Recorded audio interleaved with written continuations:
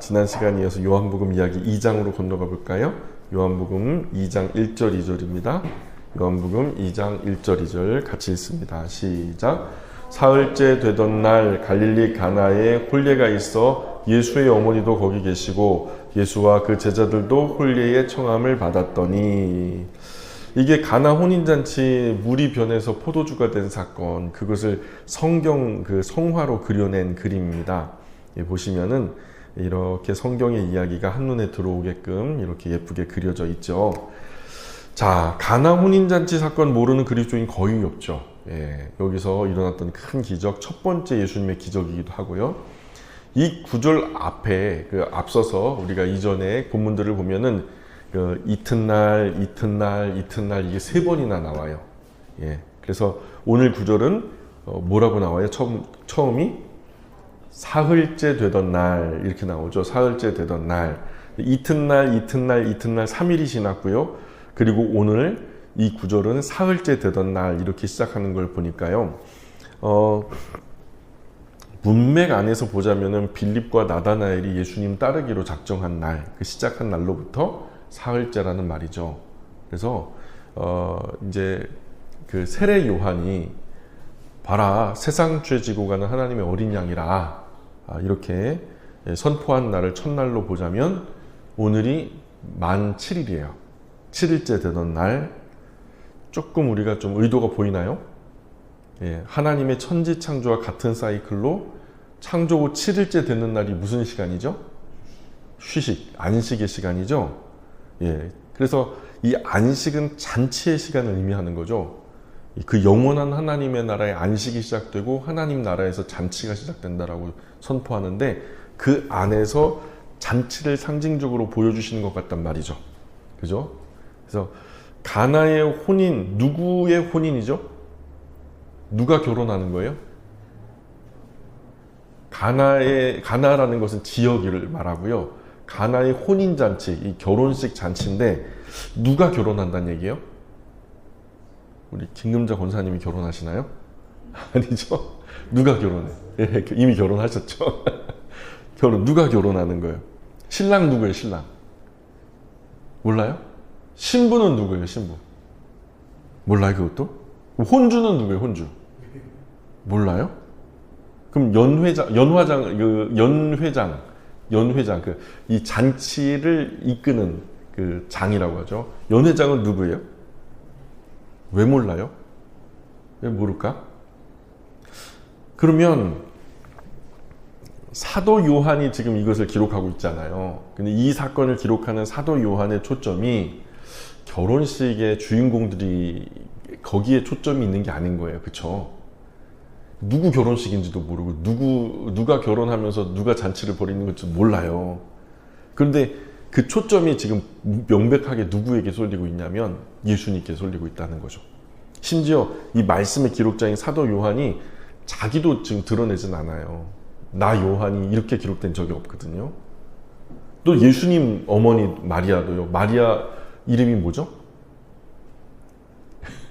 마리아 이름이 뭐죠? 마리아란 말이에요. 그런데 지금 여기서 마리아라고 말하지 않고 뭐라 그래요? 그냥 예수의 어머니, 그렇게 표현된단 말이에요. 3절에 보면 그렇게 마리아라 기록하지 않고 예수의 어머니. 사실 예수님 어머니와 사도 요한의 어머니는 자매지간이에요. 잘 아시겠지만 예수님 어머니하고 사도 요한 어머니는 자매지간이죠. 요한의 어머니는 살로메고 예수님 어머니는 마리아란 말이에요. 근데 사도 요한에게는 마리아가 이모예요. 그러면 이모. 그런데 그걸 말하지 않아요. 의도적인 거죠. 그런데 예수님의 어머니는 그 혼인잔치에 미리 가 계셨어요.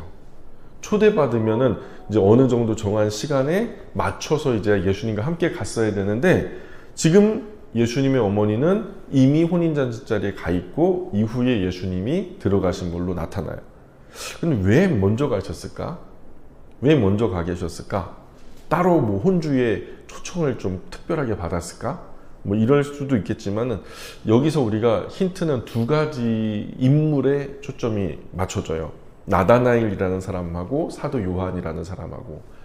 많은 학자들이 이제 두 사람을 향해서 여러 가지 추측을 하고 있는데, 나다나엘 같은 경우에는 가나 사람이죠. 우리 지난 시간에 말씀드렸던 것처럼 그 나다나엘이 자기 결혼식에 자기가 따를 예수님과 제자들을 초대한 것으로 추측하는 학자들이 있어요. 나다나엘이 초대받고 야 이거 진짜 메시아가 오셨네. 근데 이 메시아가 얼마나 귀한 분이에요. 그러니까 자기가 일생의 가장 큰 영광의 자리인 혼인잔치 자리에 예수님을 초대했다. 뭐 이렇게 해석하는 학자들이 있단 말이에요. 두 번째는 사도 요한 결혼식으로도 추측을 해요. 사도 요한 결혼식으로 추측하는 분도 있는데 그러면은 예수님 어머니가 먼저 혼인잔치에 가 계셨다는 것이 설명이 되죠. 그죠? 자매의 아들이 결혼을 하니까 당연히 자매니까 먼저 가서 도와주고 계셨을 거란 말이 성립이 되는 거죠. 또 다른 복음서에서 기록되지 않은 내용을 이렇게 세세하게 기록하는 것을 봐요. 이건 그럴 가능성이 있다. 좀 적지 않다. 클 수 있다. 뭐 이렇게. 또 마리아가 이 문제에 끼어들어요. 내용의 흐름상 보면 쓸데없이 남의 문제에 끼어드는 것처럼 보이거든요. 근데 이 문제를 적극적으로 해결하려고 왜 마리아가 저렇게 노력을 하는지 이해가 될 수 없어요. 그런데 이게 만약에 살로메의 자매로서 사도 요한의 결혼식에 그 결혼식이었다라면 이해가 되는 얘기죠. 그래서 사도 요한 자신의 결혼식이었을 거라고 추측하는 학자들도 있다. 그러나 뭐가 맞다 틀리다 하는 것은 결론이 없어요. 몰라요. 왜냐하면 더 많은 사료들이 나오면은 좀 더 선명하게 추측을 할 수 있겠지만 아직은 그것을 뒷받칠 만한 더 많은 큰 자료들은 없어요. 어쨌든 한 가지 분명한 것은 이 사건의 초점은 예수님께 맞춰지고 있다. 동의하십니까? 네, 이것은 우리가 동의할 수밖에 없죠. 자, 3절 4절 계속 읽어볼까요? 3절 4절 시작. 포도주가 떨어진지라 예수의 어머니가 예수에게 이르되 저들에게 포도주가 없다 하니 예수께서 이르시되 여자여 나와 무슨 상관이 있나이까 내 때가 아직 이르지 아니하였나이다. 자, 가나에서 열린 혼인잔치 자리에 큰 위기가 닥친 거예요. 포도주가 모자란 거예요. 자, 당시 혼인잔치는 일주일 동안 계속돼요. 우리처럼 그냥 하루 하고, 그것도 하루도 아니죠. 30분 하고 그냥 밥 나눠 먹고 가는 그런 게 아니라 그냥 일주일 동안 쟁일 하는 거예요. 그러면 혼인잔치 자리의 가장 중요한 준비는 뭐냐면 뭐 음식이 간혹 떨어질 수도 있어요. 그런데 포도주는 절대로 떨어지지 않게 하는 거죠. 예. 근데 지금 일어난 현실은 그 어떤 방법으로도 해결 불가능한 포도주가 떨어지는 상황이 된 거예요. 그야말로 혼인잔치에 흥이 깨지고 잔치가 파할 만한 아주 큰 위기의 순간이 결혼하다 마는 것 같은.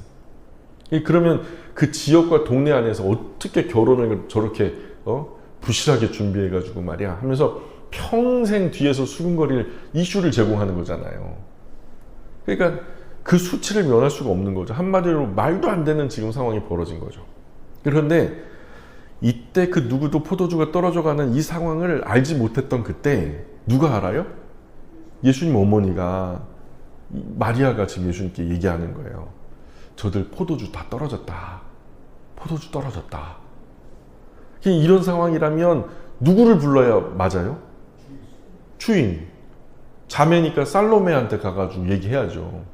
그쵸? 조용히 불러가지고 야 큰일 났어. 지금 퍼주다가 보니까 포도주가 동이 났네. 큰일 났어. 어떡할 거야? 설명해야죠. 그런데 이 문제를 누구에게 가갖고 얘기를 하냐면 먼저 예수님께 가가지고 알렸단 말이에요. 우리 인생도 참 그래요. 뭐가 없는 게 많아요. 그쵸? 뭐가 없어요? 돈도 없고요. 그죠? 건강도 없죠. 또 평화도 없고 안전도 없고 또 어떤 가정은 화목도 없고요. 맨날 싸워요. 예, 전쟁과 평화야? 맨날 싸워요. 크게 부족해지는 순간이 참 살다 보면은 오는 것 같아요. 예, 그럴 때 예수님께 한번 의논 드려보세요. 예, 예수님 없는데요. 없는 거. 또 예수님 어머니 마리아는 단순한 아들로 대한 것 같진 않아요. 지금 예수님께 뭐 어쩌라는 거예요. 그 얘기를 왜 예수님께 여쭙냔 말이에요. 그분 안에 있는 범상치 않은 어떤 신성을 발견하고 예수님이 아들이지만 이미 수태고지 통해서 천사의 현현을 경험했잖아요. 내가 지금 이제 낳을 이 아기는 평범한 아기는 아니라는 것을 이미 알아요. 그리고 마리아는 그가 예수님이 자라나는 모든 순간순간마다 범상치 않은 가장 가까운 목격자였단 말이에요. 그래서 이 아들 이상의 신앙의 대상으로 삼았던 것 같아요. 어쨌든 예수님은 어머님 마리아의 이야기를 듣고 조금 부정적인 답변을 내놔요. 자, 그런데 답변이 뭐라고 나오죠? 여자여, 그러죠? 여자여. 여자여 하니까 우리 한국교회 그리스도인들은요, 대부분 오해하기를 어디 싸가지 없이 어머니한테 여자여 그러고 앉았냐 이렇게 얘기하는데, 사실 귀내라고 하는 호칭인데요, 이것은 여성을 향한 아주 높은 존칭을 말하는 거예요. 우리식으로 말하면 마땅히 표현할 길은 없습니다만 여사님, 더 극존칭이 있다면 아마 그런 호칭이 되었을 거예요. 그러니까 어머니를 상당히 높여 부르는, 사랑하여 높이 부르는 그런 호칭이란 말이에요. 존칭이란 말이에요. 이런 사소한 것 때문에 오해하면 안 돼요. 예수님이 십자가에 못 박히셨을 때 십자가 아래에서 울고 있던 어머니 뭐라고 불러요? 여자여 그러잖아요. 그렇죠? 사도 요한에게 야, 네 어머니다. 여자여, 당신의 아들입니다. 내가 죽은 다음에 어머니를 부탁할게, 동생. 그러는 거죠. 그래서 상당히 높여 부르며 걱정을 한 거예요, 사실. 예수님의 효가 드러나는 그런 장면이 바로 그 대화거든요. 자, 그런데 여자여, 요거는 이슈 없어요. 그러니까 그 다음에 나와 무슨 상관이 있습니까? 이것도 해석하기 나름인데요. 우리는 이 말씀이 조금 무책임하게 들리잖아요. 나와 뭔 상관이에요, 이게. 그죠? 내가 이 일에 왜 신경 써야 되는데요? 이런 말 같잖아요. 그죠? 어쩌라고, 그죠? 그러니까 정중한 존칭 뒤에 나오는 말은 아닌 거예요. 그쵸? 그러면 앞에 있는 정중한 존칭 뒤에 이 말이 붙어 나온다면 이것은 해석을 조금 방향을 달리 해야 될 필요가 있는 것 같아요. 자, 왜냐? 정중한 존칭 뒤에 나오는 말로 좀 이해해서 좀 품격 있게 표현하자 해보면, 제가 왜 이 일에 관계되어야 한다라고 생각하세요? 어머니, 이 정도 되겠죠. 제가 왜 이 일에 관계되어야 된다라고 생각하세요? 이런 뜻으로 보이기도 하죠. 근데 이보다 더 중요한 것은 그 뒤에요. 그 뒤에 뭐라고 해요? 나의 때는 아직 이르지 않았습니다. 이렇게 대답했단 말이에요.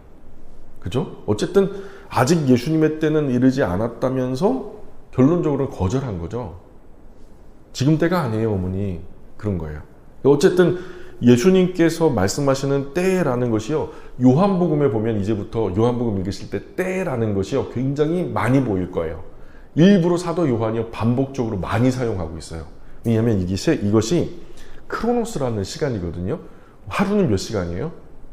24시간. 한 달은 약 30일 정도 되고요. 1년은 365일. 순서대로 흘러가죠. 앞으로 갔다 뒤로 갔다 안 하잖아요. 이 역사의 시간이라고 하는데, 이런 시간들을 인간의 시간, 크로노스의 시간이라고 해요.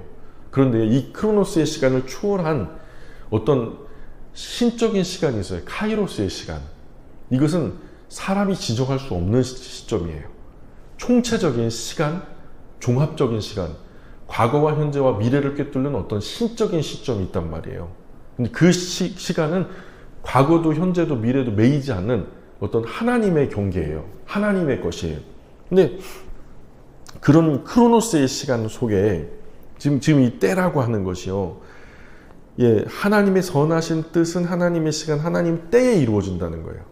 사람이 어떻게 강조해가지고 막 조급하다 그래가지고 서두른다고 해가지고 그 일이 빨리 이루어지는 것도 아니고요. 우리가 게으르다라고 해가지고 우리가 좀 일 더디해가지고 나중에 이제 천천히 늦어지는 것도 아니고요. 성경 안에서 예수님은 이 때를 굉장히 중요하게 여겨요. 하나님의 정하신 때가 있다는 거죠. 그 때를 말씀하는데, 사람의 때와 예수님의 때는 잘 맞는 것 같아요? 아니면 항상 어긋나는 것 같아요?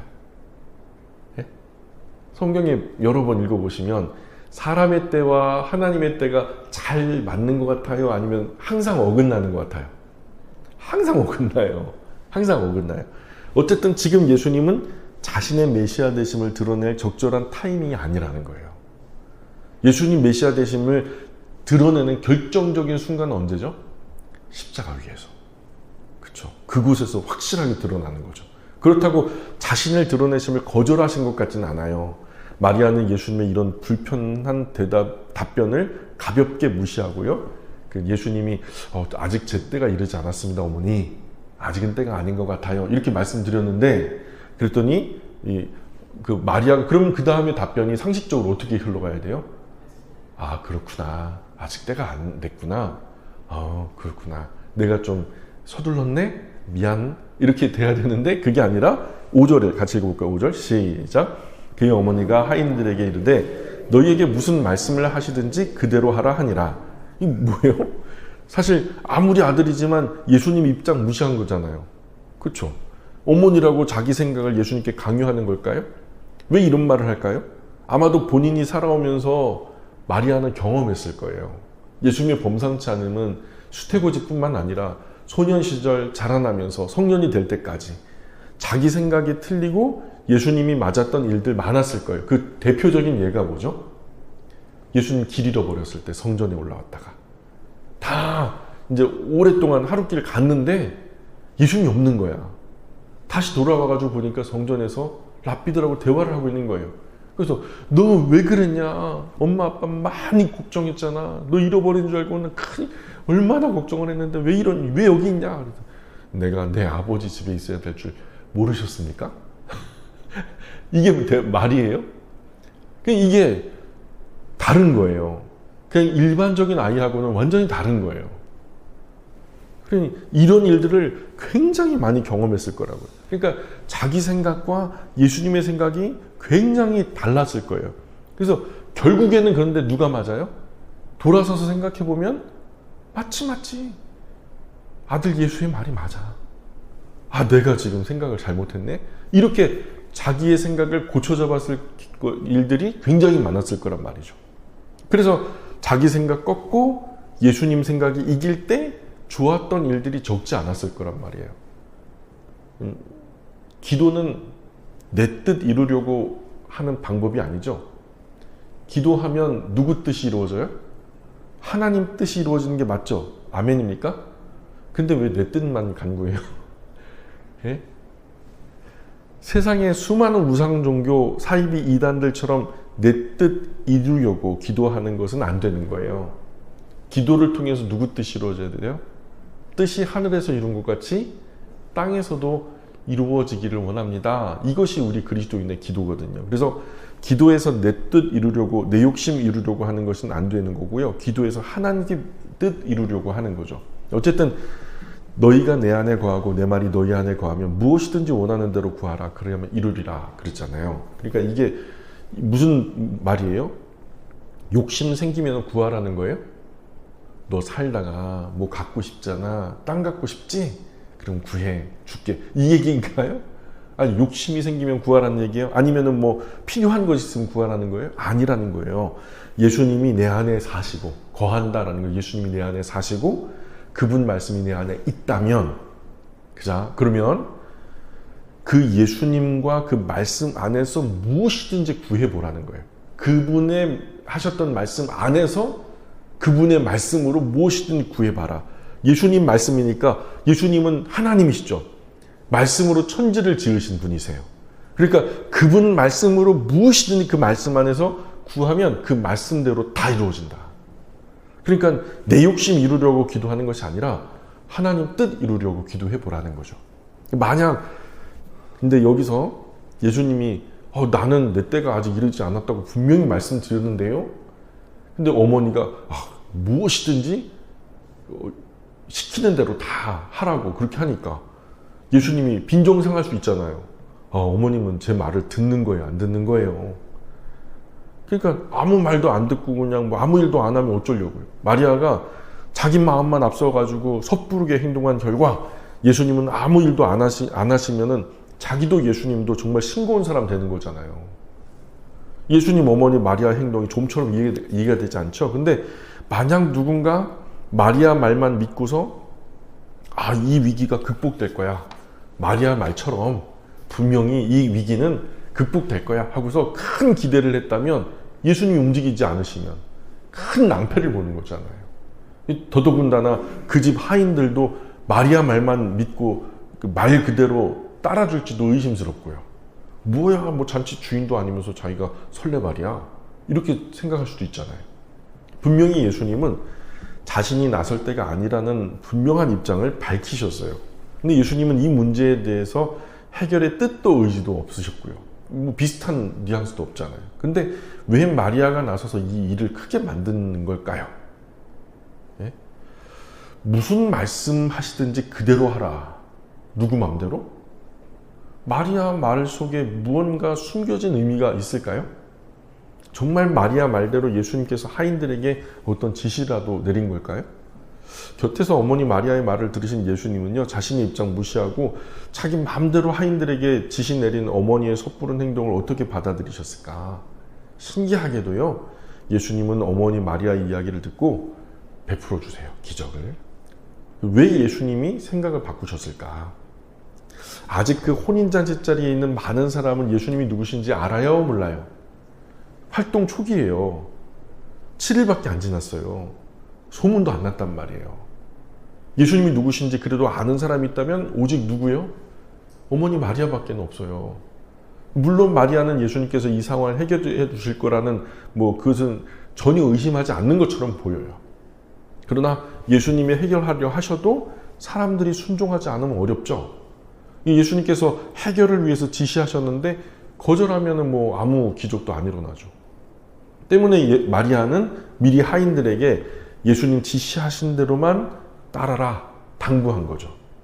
듣는 하인들에게 예수님 말씀은 곧 문제 해결이라는 확신을 준 거예요. 곁에서 어머니 마리아의 이야기를 들으신 예수님 말씀하세요. 6절로 8절까지 한번 읽어볼까요? 6절로 8절 시작.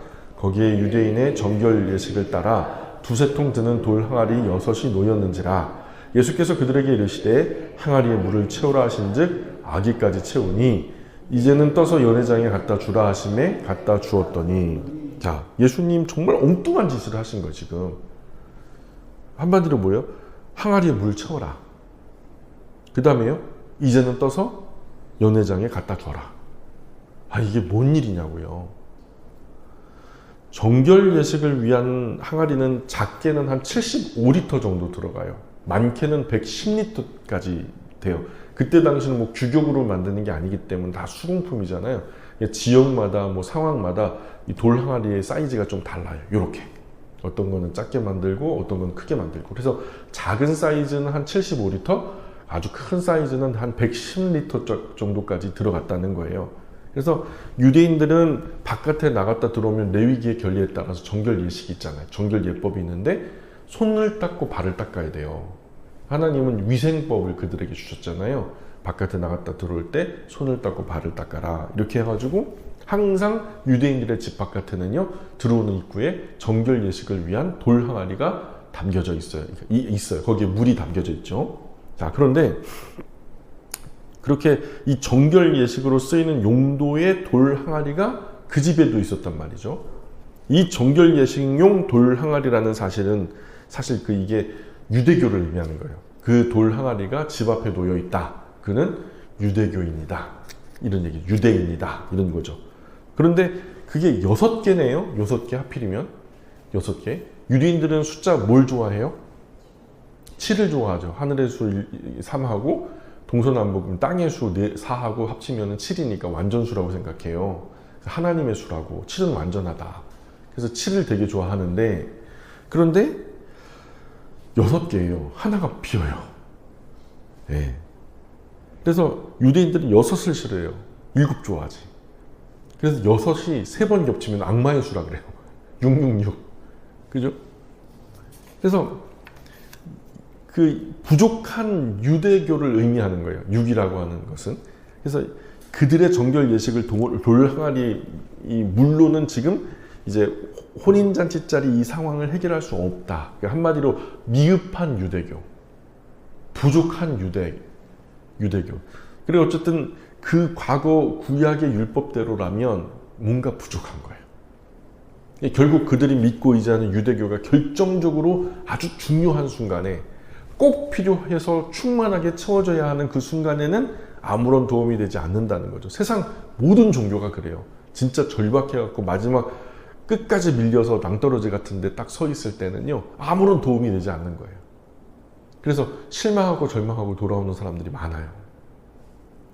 그러나 예수님은요, 그 모든 부족을 충만하게 채우시는 분이라는 역설이죠. 항아리에 물을 채워라. 항아리에 물을 채워라. 자, 손님들이 많이 왔을 테니까 돌 항아리 물은 많이 비워져 있었을 거예요. 그쵸? 정결 예식 들어갈 때 그 집안에 들어가는 사람들 전부 다 유대인들이라면 정결 예식을 행했을 거잖아요. 그럼 6개의 돌 항아리의 물들이 많이 비워 있을 거라고 충분히 예상 가능하죠. 그래서 어쨌든 항아리가 6개니까 평균적으로 따지면 적어도 한 500리터 이상 500리터 이상 되었을 거고, 이제는 떠서 연회장에 갖다 주어라. 그래요? 예수님 말씀대로 하자면 어떤 문제가 일어날까요? 자, 물을 아구까지 채웠어요. 그리고 그것을 떠서 연회장에 갖다 줘요. 그리고 연회장이 그 손님들에게 전부 다 나눠서 그것을 퍼준단 말이죠. 그러면 어떻게 돼요? 포도주가 모자란 문제보다 더 심각한 문제가 벌어져요. 지금 단순하게 생각해서 항아리에 물 채우는 말로 들었다고 해도 지금 포도주가 모자라서 난리 났는데 물을 6개 항아리 물을 더 채우는 행위는 손님 더 맞겠다는 행동이거든요. 그냥 단순하게 생각했을 때 물을 채운다는 건 손님을 맞기 위한 준비거든요. 말도 안 되는 상황이고요. 첫 번째는. 그러나 더구나 예수님은 지금 혼인잔치의 잔치 주인도 아니잖아요. 하인들이 예수님의 엉뚱한 지시를 따르겠습니까? 더 나아가 더 큰 문제가 있는데 포도주를 요구하는 사람들이 지금 항아리에 채운 물을 갖다 주라는 거니까 지금 손님들 물 먹이라는 거잖아요. 포도주 잘 먹던 분들한테 물 먹이는 거잖아요. 정말 잔치 망치자고 작정한 거죠. 물과 포도주는요, 아시는지 모르겠지만 색깔이 달라요. 아시는지 모르겠지만 냄새도 달라요. 또 성분 자체가 달라요. 맛도 다르고요. 사람들이 아무리 취했다고 해도 자기가 마시는 게 포도주인지 물인지 구별 못할 것 같아요? 금방 알아채죠. 또 포도주 달라는 사람에게 물 주면은 어떻게 하는 거예요? 무시하는 거죠. 예수님의 이런 지시는 상식적으로 진짜 잔치 망치는 심각한 상황 만들 수도 있는 거죠. 물을 포도주라고 속이는 말이죠. 그죠? 누가 속아 넘어가겠습니까? 상식적으로 생각해 보면 예수님 말씀대로 해야 되나요? 말아야 되나요? 상식적으로 생각해 보죠. 해야 돼요? 말아야 돼요? 고민할 것도 없죠. 말아야죠. 잔치 그나마도 그냥 망치지 않으려면 예수님도 이런 지시를 하면 안 되는 거고. 도대체 돌 항아리 물이 어느 시점에서 포도주로 바뀌었을까요? 네? 우물에서 퍼가지고 돌 항아리에 넣을 때? 채우고 나서? 다 채워졌을 때? 아니면은 그거 나를 때? 아니면은 퍼서 나눠줄 때? 아니면은 그 이제 물로 채웠는데 목구멍 넘어갈 때? 몰라요, 그거는. 안 나오니까. 근데 어쨌든 불행인지 다행인지 하인들은 그 말씀대로 순종합니다. 그랬더니 어떤 일이 벌어져요? 9절 10절 읽어봅니다. 시작. 연회장은 물로 된 포도주를 맛보고 어디서 났는지 알지 못하되 물도온 하인들은 알더라. 연회장이 신랑을 불러 말하되 사람마다 먼저 좋은 포도주를 내고 취한 후에 낮은 것을 내거늘 그대는 지금까지 좋은 포도주를 두었도다 하니라. 아멘. 물이 변해서 포도주가 되는 기적을 경험한 거예요. 잔치자리 모든 하객들은요, 물이 변해서 포도주가 된 결과 그것이 어찌된 영문인지 알지 못하지만 다 한 가지로 칭찬하기를요. 야, 사람들마다 먼저 좋은 포도주를 내고서 잔뜩 취하면 포도주 맛을 모르니까 그때 하급 포도주를 많이 그냥 공급하는데 이 집은 좀 특이하다. 뭐 처음에 내온 것이 좋은 건지 모르겠지만 아니 나중에 내온 것이 더 맛이 좋은 와인을 내오네. 그러니까 이게 이치 안 맞는 거예요, 자기들 상식으로는. 그래서 학자들도요, 적어도 500리터라고 하니까 와인요, 이 병으로 따지면 몇 병이에요? 예? 우리 아버지들 한번 얘기해 보세요. 와인이 한 병이 몇 리터 들어가요? 500이요? 500이에요? 500ml? 아는 분 없어요? 우리 캐나다에서 오셨으니까. 거기는 이제 물 대신 와인을 먹지 않나요? 1리터? 제가 찾아봤잖아요. 챗 GPT한테. 보통 세계적으로 그 와인 병은요, 표준이 있대요. 750ml. 예, 750ml. 근데 500리터 그러면은 한 666병이 하고 좀 더 됐던 거예요. 600병 정도. 이 최고급 와인이요. 600병이 생긴 거예요. 600병이. 그러면은 풍성하죠? 넉넉하죠. 결과적으로 보면 예수님 말씀에 순종할 이유가 있는 거죠. 그쵸? 그분의 해결 방식은 모자람이 없다는 거예요. 겨우 해결할 만큼 간당간당하게 째째하게 해결해 주시는 게 아니라 그냥 차고 넘치게 풍성하게. 구주 예수님을 제대로 만난 사람들은요 째째하잖아요. 왜냐하면 처음에 받은 은혜가요 째째하지 않았거든요. 충분히 위로가 넘칠 만큼, 그래서 막 눈물이 흐를 만큼, 감동의 도가니탕에 그냥 쏙 빠질 만큼 그렇게 많은 은혜에 그냥 막 풍덩 빠졌으니까요. 예수님을 제대로 만난 사람들은 째째하지 않아요. 내가 받은 은혜가 얼마나 큰데. 그죠? 1만 달란트 탕감 받은 사람은요 자기 앞에 뭐 100달러나 그거 유도 아니죠. 그냥 야 없는 걸로 해. 그러고 말죠. 예수님 말씀에 순종할 이유가 있다. 아멘입니까? 아멘이죠. 오늘 모든 말씀의 핵심이 여기 있는 거예요. 예수님께 세상 모든 문제에 대한 가장 탁월한 해법이 있다는 거죠. 예수님의 메시아 되심이 무엇인가 하면 사람의 해결할 수 없는 문제를 가장 탁월하게 풍성하게 해결하는 길이 구주 예수님 안에 있다.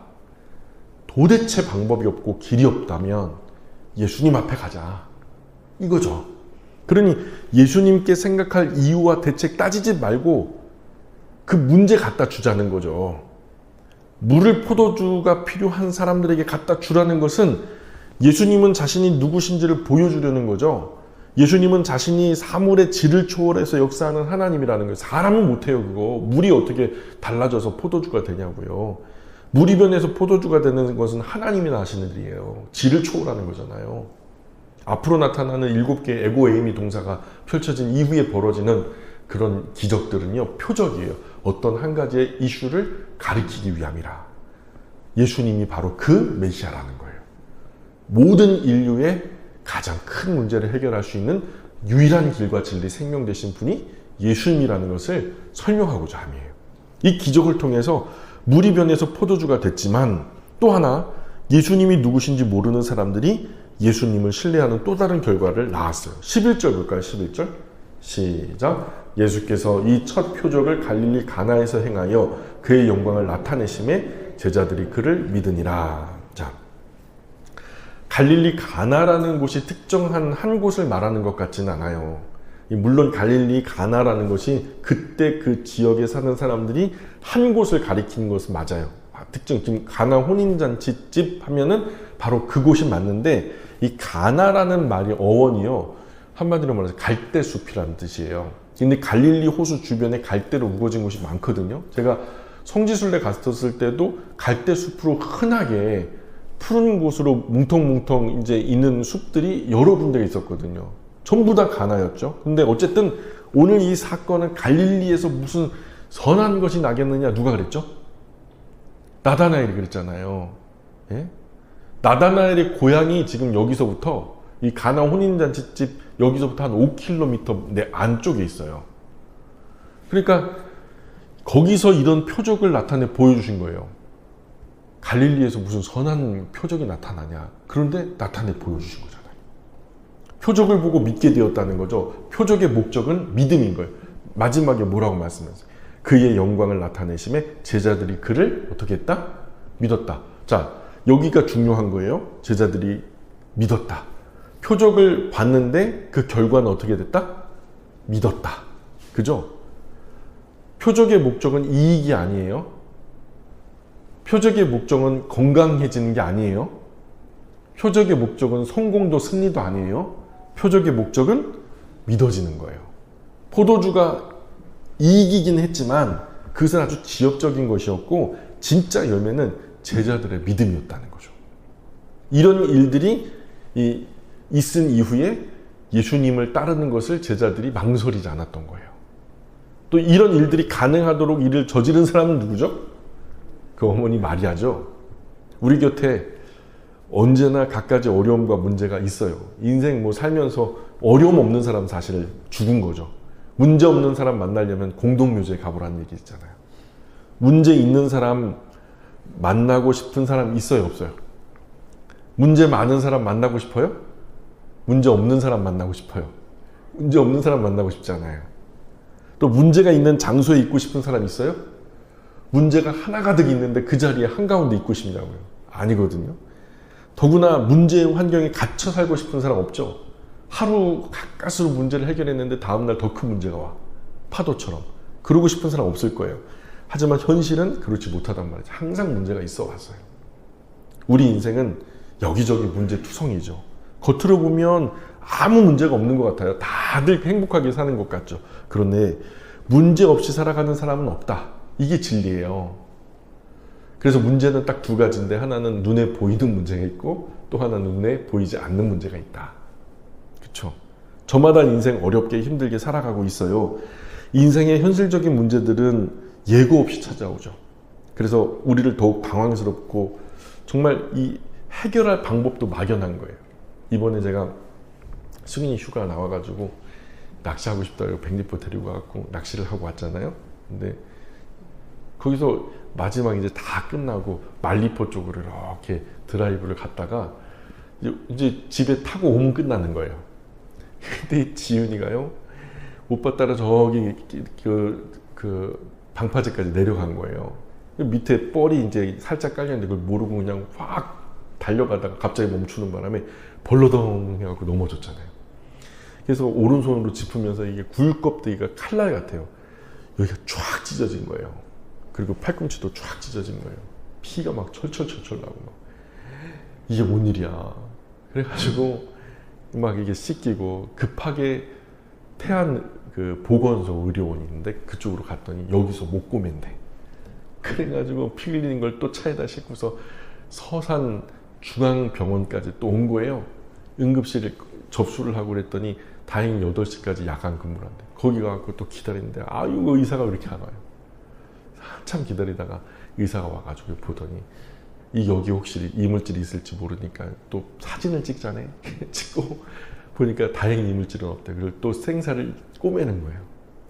아이고 그냥 하나하나 어쨌든 차분하게 이렇게 다쳤을 당시에는 진짜 당황스럽고요.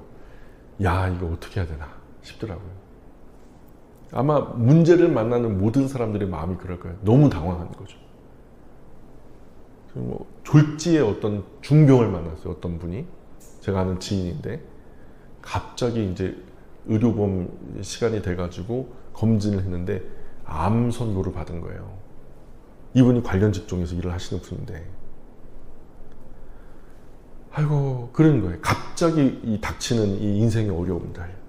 하지만 인생의 문제가 아무리 심각해도 해결할 수 없을 만큼 힘들고 어렵다고 해도 해결할 수 있는 길만 있다면 더 이상 문제될 게 없죠. 그쵸? 문제가 있어도요, 해결될 길이 있다. 이렇게 하면 좀 안심이 되잖아요. 그쵸? 저도 가까운데 보건소가 있고 가까운데 큰 그 지역병원이 있어서 얼마나 안심이 되든지요. 그런 안심이 있단 말이에요. 해결만 된다면 기다림도 문제가 되지 않고요. 근데 어떤 사람은 인생에서 만난 문제 해결하려 하다가 더 큰 문제를 만나요. 대출이 있는데요. 이 대출을요, 10억을 받은 거예요. 근데요, 아파트 값이 3분의 1로 뚝 떨어지네요. 그러니까요, 이게 지금 자기 돈 2억, 한 8억 정도를 갖다 그렇게 했는데, 이게 3분의 1로 뚝 떨어지니까요, 없는 돈을 메꾸는 거예요, 지금. 없는 돈을. 30대 청년들이요. 그러니까 조용히 사람들이 괴로워서 울고 울다가 그냥 죽어버리는 거예요. 이 인근에도요, 소리 없이 다니는 앰뷸런스가 그렇게 많대요. 그게 무슨 의미인지 아세요?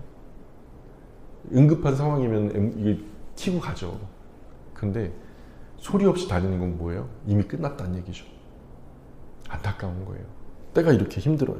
어쨌든 문제의 바른 해결을 안내할 사람을 못 만난 거예요. 해결해 준다 그래갖고 싼 이자로 갈아탈 수 있는 좋은 길을 안내해 주겠다 그래가지고 안내를 받아가지고 자기의 모든 자금을 빼가지고 바깥으로 이제 빼가지고 넣은 거죠. 그랬더니 엉뚱한 사람 주머니로 들어가고, 근데 그나마 남아있던 것도 송두리째 다 없어진 거죠. 이제는 살 길이 막막한 거예요. 그래서 안내를, 인생의 문제를 안내할 사람에게 안내를 받아야지, 엉뚱한 사람에게 안내를 받으니까 도적이 되는 거잖아요. 지금 내 곁에 누가 있어요? 예? 누가 나의 어려움 함께 나누고 있냐는 거죠. 마리아 같은 나보다 또 신앙이 조금 좋은 멘토가 있다면 얼마나 좋아요. 예? 마리아는 문제 해결을 이끄는 그 시간, 그 장소에 탁월한 멘토였단 말이에요. 예수님이 내 때가 아직 이르지 않았습니다. 그래도요, 좀 살짝 그것을 좀 무시하면서라도 신앙의 멘토, 문제 해결에 결정적인 역할을 하는 거예요. 하지만 신앙 없는 사람의 소리는요, 오히려 문제를 더 크게 키울 수가 있죠. 지금 내 주변에 신앙의 멘토가 있나요? 누가 나에게 신앙적으로 적절한 조언을 해줄 수 있는 사람, 누가 나의 신앙의 멘토가 되어주고 있냐는 거죠. 나는 누구의 말을 따르고 있어요? 누가 나를 이끌어주고 있나요? 나는 지금 누구의 말에 움직이는 사람일까요? 신앙적으로, 인생에서. 그렇죠? 참 신앙의 멘토는 우리 인생의 문제를 구주 예수님 앞으로 가지고 가도록 이끄는 사람이에요.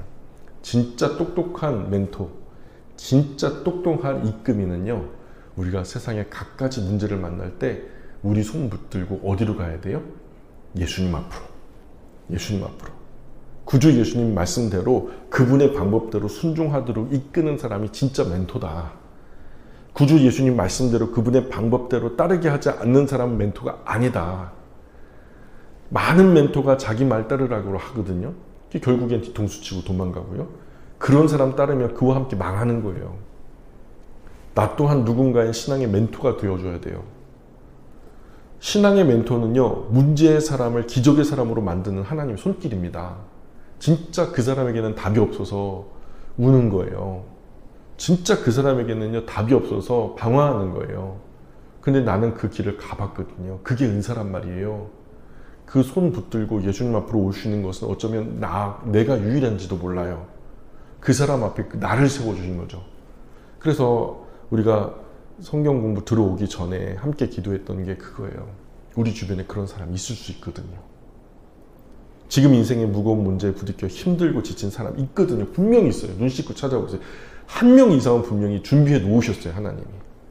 지금 내가 누군가의 곁에서 힘이 되어줘야 할 때라는 거예요. 멘토가 되어줘야 된다는 거죠.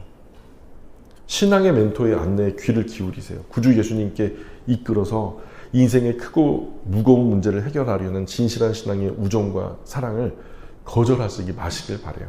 하나님은 갑자기 뿅 하고 기적을 행하시기보다는 구주 예수님께로 이끄는 신앙의 사람들을 통해서 역사하시는 것이 훨씬 더 많아요. 목회자가 강단에 선포하는 선포도 신앙의 멘토의 소리라고 들으시길 바라요. 설교는 우리 삶의 문제들을 해결하는 멘토의 음성이거든요. 선포되는 말씀은 사람의 말이 아니라 성경 안에서 아버지 하나님과 그 아들 구주 예수님, 그리고 성령 하나님의 맥락 안에서 선포되는 말씀이란 말이에요. 하나님 말씀이 확실하다면 그대로 믿고 순종하면 반드시 삶에서 기적이 일어납니다. 우리의 상식은 그게 도저히 될 수 없는 일인데, 말씀이 그렇다고 하니까 덮어놓고 그 말씀대로 한번 따라가 보자 하고서 나의 경험, 나의 상식을 넘어서서 내가 그것을 넘어서서 믿음으로 나아갈 때 하나님이 일하시는 거예요. 그래서 설교는요, 이해돼요. 이해됩니다. 이렇게 받아들이는 게 아니고요. 설교는 아멘으로 받는 거예요. 하나님 말씀이라면 무슨 말씀 하시든 아멘으로 받아야 기적이 된다는 거죠. 가나 혼인잔치집 큰 문제는 어떻게 해결됐어요? 우리가 그 현상보다는 이 원리를 들여다보자고요. 다만 말씀으로 그 물을 포도주로 만들어 큰 이적을 보여주셨죠. 말씀만으로 예수님의 존재와 능력을 증명하신 거예요. 하나님이 세상을 말씀으로 창조하신 것처럼 예수님도 말씀으로 모든 문제를 해결하세요. 말씀대로 움직인 사람들은 기적을 체험했어요. 말씀에 대한 태도가 문제 해결의 결과를 가져오게 된다는 거죠. 혼인잔치에서 포도주가 모자라는 사건은 예고 없이 다가오는 인생의 현실적인 문제들이죠. 마리아는요, 해결의 길을 알고 있는 신앙의 사람이고요. 예수님은 믿음의 고백과 행동으로 기적을 베풀어 주셨죠. 마리아를 통해서 예수님이 누구신지 알고 그 말씀대로 따르면 문제가 해결된다는 것을 미리 알게 하신 거예요. 마리아가 하인들에게 무슨 말씀하시든지 그대로 해라. 이 부분을 왜 성경은 놓치지 않고 우리에게 알려주는 걸까요? 우리 인생에서 혼인잔치 자리에 포도주가 부족한 난감한 상황, 이런 비슷한 어려운 문제는 언제든 어디서든 일어날 수 있다. 예수님의 손길이 필요한 사람과 장소가 많아요. 하지만 문제 해결은 참 쉽지 않죠. 그 문제의 상황과 장소에서 해결을 이끄는 사람의 목소리가 있어야 한다. 그게 바로 저와 여러분의 몫이다. 예수님은 이 모든 인생의 어려움의 문제를 해결하실 수 있다. 그 믿으십니까? 그럼 문제 있는 사람들 손 붙잡고 예수님 앞으로 나오셔야 돼요. 예, 마리아처럼 선언하며 이끄는 사람이 필요하다는 거예요. 무슨 말씀하시든지 말씀대로 순종해라. 예수님이 이 문제 해결을 이끄는 사람의 믿음을 통해서 기적을 베푸셨던 거예요. 저는 그분들이 이 자리에 저와 여러분이 되었으면 좋겠고요. 각 가정의 아버지들이 되었으면 좋겠고, 각 가정의 어머니들이 되셨으면 좋겠어요. 야, 아들아, 그거 우리 예수님 앞에 가지고 가보자. 엄마랑 한 달 동안은 기도 한번 해보자. 우리는 방법이 없어. 우린 부자가 아니야. 한번 기도해보자. 딸아, 한번 아빠랑 기도해보자. 응? 아빠는 좀 능력이 없어. 근데 내 뒤에 능력이 많으신 분이 계시거든. 우리 그분 빼고를 한번 믿고 말씀대로 순종하는 마음으로 한번 기도해보자.